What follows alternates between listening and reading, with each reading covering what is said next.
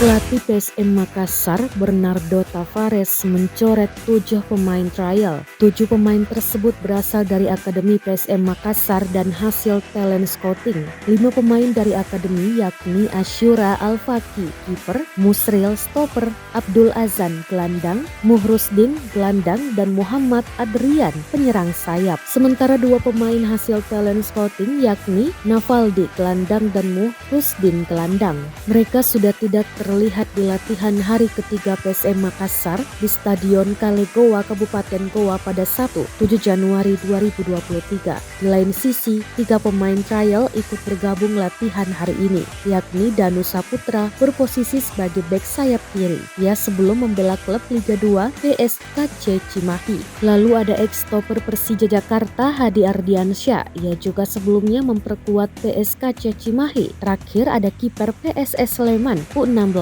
Raka Okta Fernanda.